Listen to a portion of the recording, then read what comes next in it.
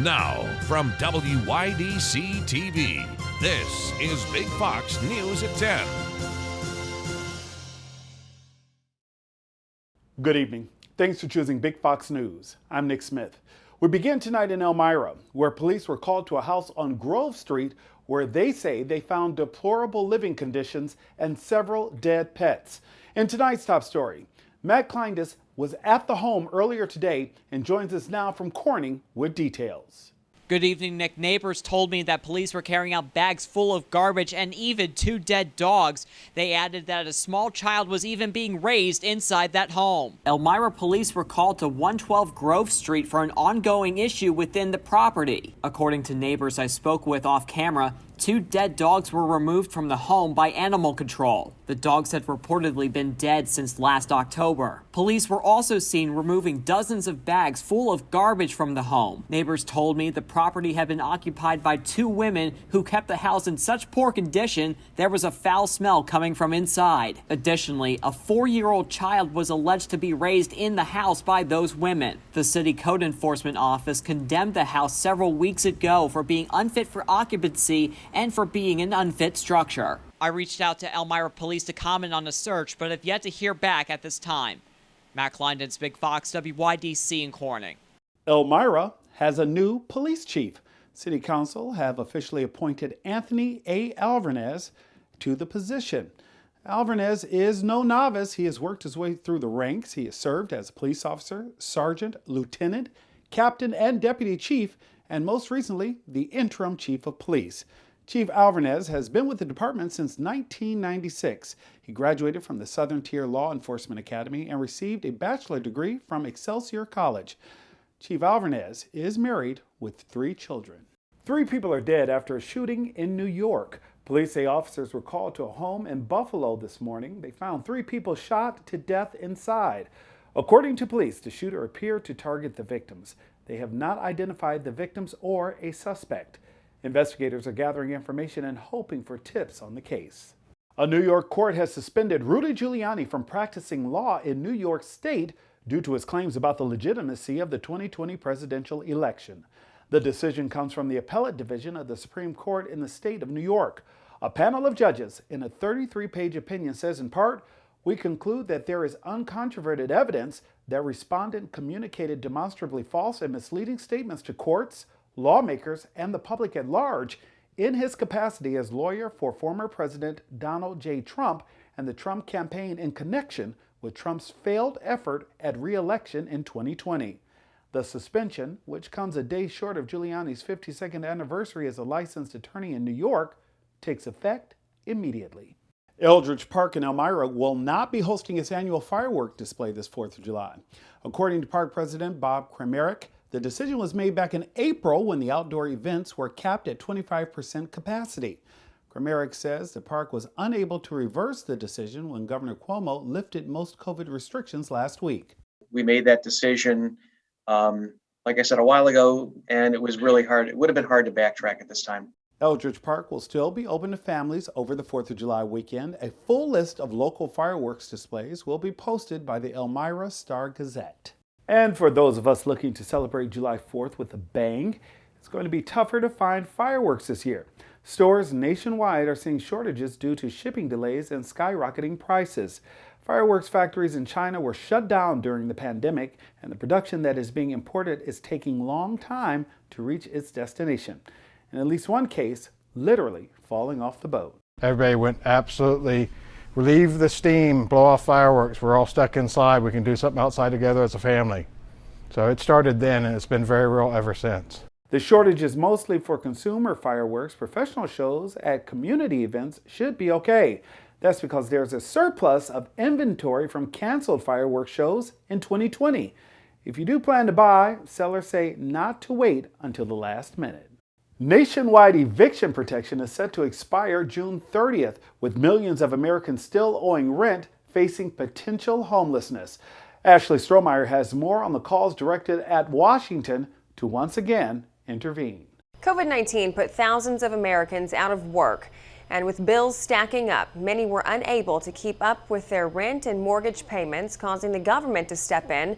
But now federal eviction protections are set to end in less than a week, with advocacy groups demanding the White House extend the policies. The president remains focused on ensuring that Americans who are struggling through no fault of their own have an off-ramp once it ends. The Biden administration says the programs were always intended to be temporary.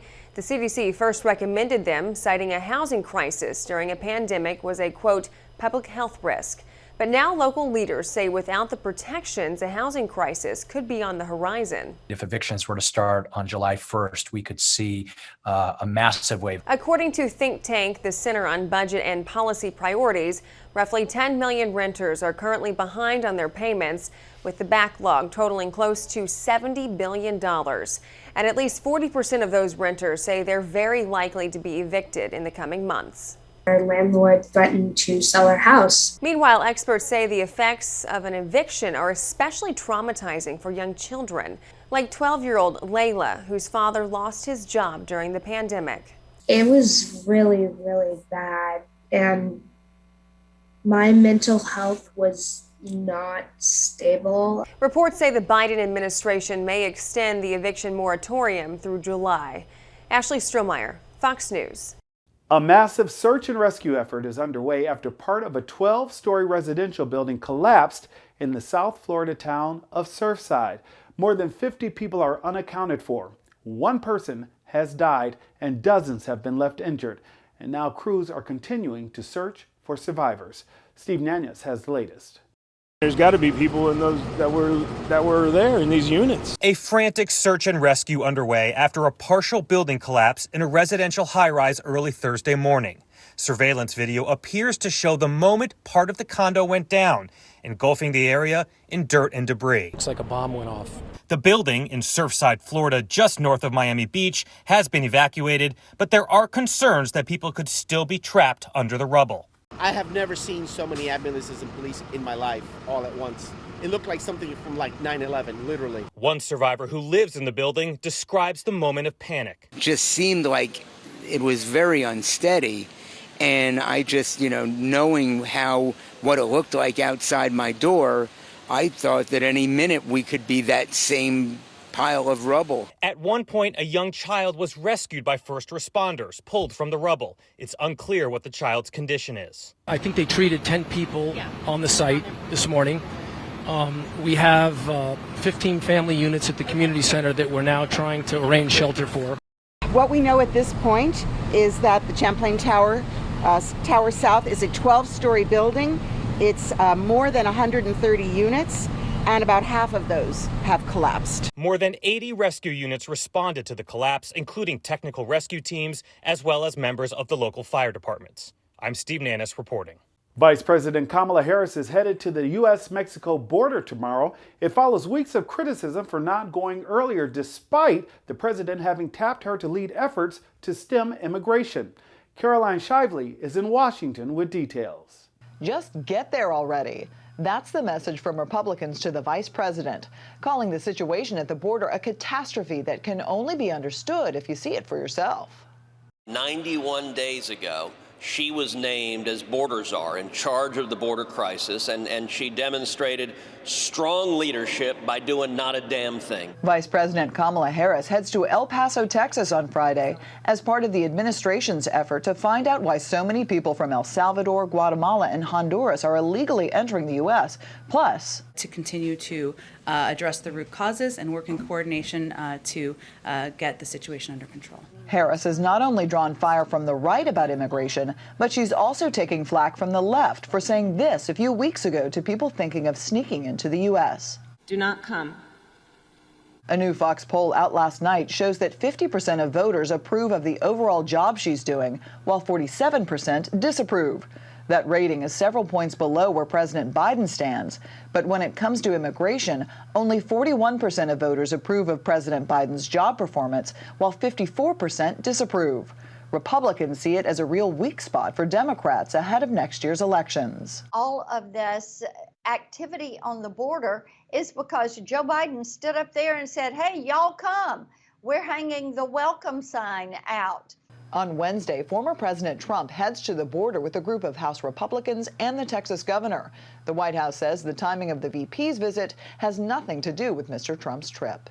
In Washington, Caroline Shively, Fox News. Still ahead tonight, according to new data released from Johns Hopkins University, COVID-19 deaths continue to fall dramatically across the United States, but more than 300 people a day are dying from COVID-19, and some groups are more at risk than others. Nearly every death due to COVID-19 is particularly tragic because nearly every death, especially among adults due to COVID-19, is at this point entirely preventable. More on why those dying are more disproportionately Black than before and what health officials believe may contribute to this trend. Here's your local stock market update from Big Fox.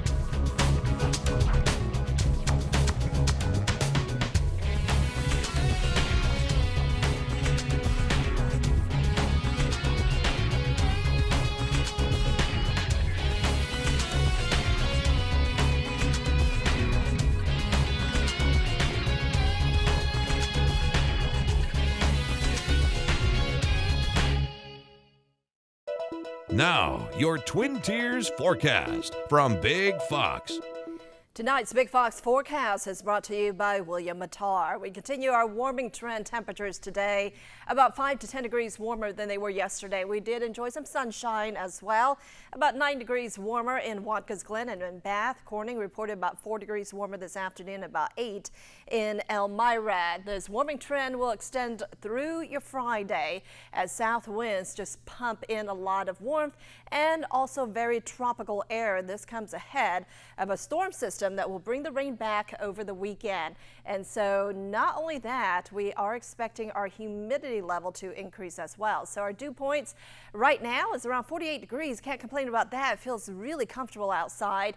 But by tomorrow, it looks like that's going to be bumped up as we head into your Friday in the 50s and then in the 60s on Saturday and Sunday. So it's going to start to feel a little bit muggy over the weekend, and those temperatures will be a little bit warmer. Our average high around 81 degrees for tomorrow, and we are going to be close to that. Temperature readings around 61 degrees at 7 o'clock. Lots of sunshine, dry conditions throughout the day. 77 degrees by 11, 83 degrees at 3 o'clock, and then a little bit more cloud cover in the late afternoon into the evening hours as that next storm system approaches. We are going to drop back down into the 70s in the early evening. But here is our next storm system, a low pressure system that will be traveling through the Great Lakes region and right over the Twin Tiers. And as it does so, we're going to see little pieces of energy ride in along that jet stream. And so we're going to see a few showers and thunderstorms, not only for your Saturday, but also on Sunday and also into early next week. So we do have a wet weather pattern coming our way. Here's a look at your forecast for tonight, though. We don't have to be concerned about any rain, mostly clear conditions. Temperatures around 45 degrees in Bath and also in Corning. The same in Perkinsville and around 54 degrees in Elmira, Mansfield around 56 degrees. Highs tomorrow, just a tad above normal. Readings around 83 degrees in the afternoon in Elmira as well as in Corning, just a little bit warmer in Watkins Glen at 85 degrees. A little bit more cloud cover by the end of the day than what we're going to start off with on your Friday. 81 degrees on Saturday. Clouds will come in, it will be humid, and there is the possibility of an isolated thunderstorm or two in the afternoon. Warming up to around 93 degrees on Sunday. Definitely feeling like summer early next week. But then as that cold front comes through with the rain chances, temperatures will start to gradually cool down. Still warm though on Tuesday and Wednesday with highs in the upper 80s. It is going to feel a little bit muggy, but then cooler conditions return by the end of the week with highs around 81 on Thursday. COVID-19 deaths have fallen dramatically across the country. According to Johns Hopkins University, they're a tenth of what they were at the peak of the pandemic. But nearly 300 people are still dying of COVID-19 each day in the U.S., and some groups remain more at risk than others. Mandy Gaither has more in today's Health Minute. As COVID-19 deaths hit record lows, those dying are more disproportionately Black than before. Black people account for about 12.5% of the population, but more than 15% of total COVID-19 deaths. In May, that number jumped to 19%, according to CDC data. The average age of people dying of COVID-19 has also shifted to younger people recently. In May, 59% of deaths were among those under the age of 75. This virus is an opportunist. A top U.S. health official says an overwhelming number of those dying of COVID-19 are unvaccinated. There's been a dip in vaccinations across the country, especially among those aged 18 to 39 years old. A CDC survey of that age group shows around 52% are already vaccinated or plan to.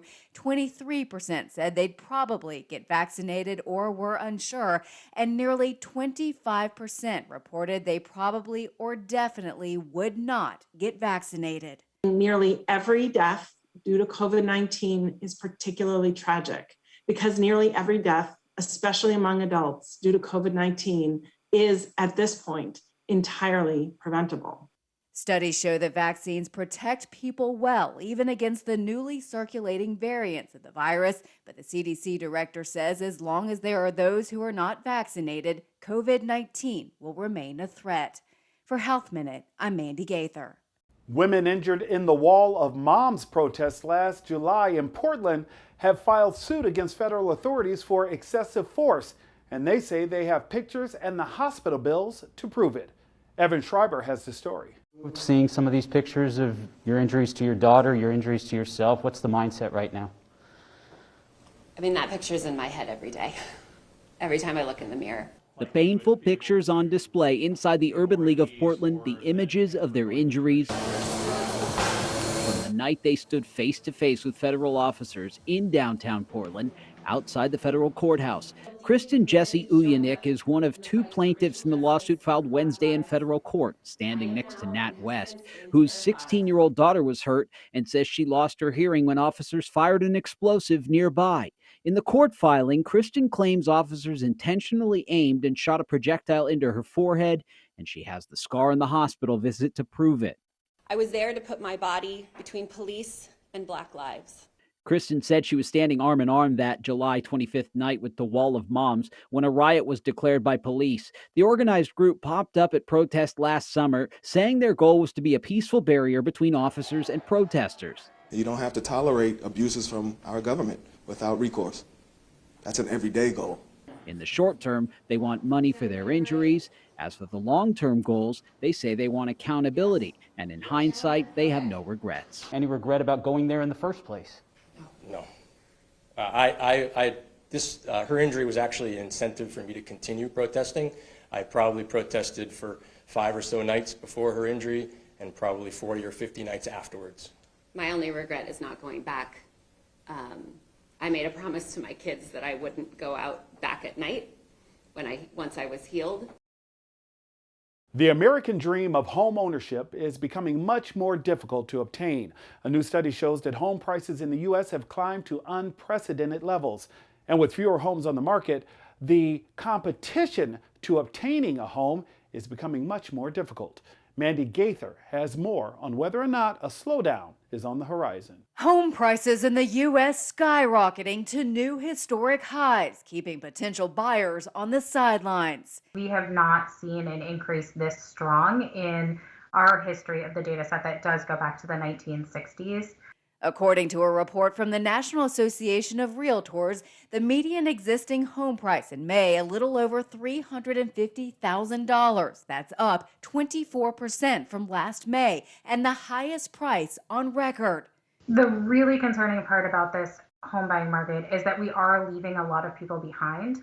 We see nearly a quarter of all transactions are all cash right now. Those are wealthy buyers. Low inventory is driving up the prices, coupled with huge demand, keeping some people out of the market. While inventory rose slightly in May from the month before, it's still down 21% from a year ago. We have had more than a decade of underbuilding. We know that people didn't feel comfortable selling last year, and so they stayed in their home. Competition for those few pricey homes on the market is strong, with homes selling in 17 days in May, down from 26 days a year ago. What we're leaving behind are first-time home buyers, which are at historic lows. We're leaving behind minority buyers who would like to enter the market. Homeowners may soon catch a break. The National Association of Realtors says more inventory is coming into the market as people get vaccinated and feel safe listing their home and new home construction increases. For Consumer Watch, I'm Mandy Gaither. Sales on Amazon Prime Day shattered records this year. The discount event was held Monday and Tuesday. It turned out to be the biggest two-day sales period for third-party sellers in Amazon's history. The e-commerce giant said all told, Prime members worldwide bought more than 250 million items on Prime Day. Some of the best-selling items were robotic vacuums, coffee makers, and Crest white strips.